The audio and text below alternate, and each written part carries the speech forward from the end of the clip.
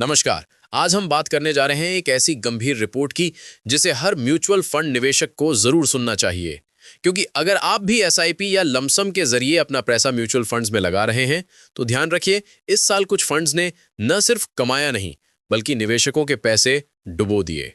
तो कहीं आप तो इनमें निवेश नहीं कर रहे? ये जानना आज बेहद जरूरी है, इसलिए एक एक पॉइंट ध्यान से सुनिएगा। सबसे बड़ा सवाल, इस साल किन म्यूचुअल फंड्स ने दिया सबसे कम return?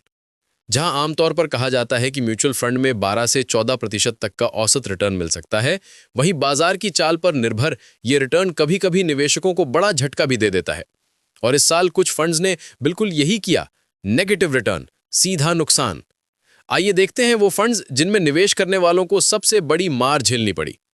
Samco ELSS tax saver fund -16.40%, Bandhan Nifty IT index fund -14.20%, Axis Nifty IT index fund -14.20%, Nippon India Nifty IT index fund -14.00%, Navi Nifty IT index fund -14.00%, Mirae asset Nifty small cap 250 momentum quality 100 ETF FOF -13%, DSP Nifty small cap 250 quality 50 index fund -12.20%, quant tech fund -12.20%। ये वो funds हैं जिन्होंने इस साल investors के portfolios को हिलाकर रख दिया। आईटी सेक्टर की कमजोरी, स्मॉल कैप की करेक्शन और टेक ओरिएंटेड पोर्टफोलियो का प्रेशर, ये सभी बड़े कारण रहे। अब सबसे जरूरी हिस्सा, नुकसान से बचने के लिए किन रिस्क फैक्टर्स का रखें ध्यान। Number 1, beta. अगर फंड का बीटा 1 से कम है मतलब फंड का जोखिम कम है। अगर 1 से ज्यादा है तो समझिए वो फंड मार्केट से ज्यादा रिस्की है। Number 2, standard deviation. दो फंड की तुलना करते समय यह सबसे अहम फैक्टर है। कम स्टैंडर्ड डिविएशन मतलब कम अनिश्चितता।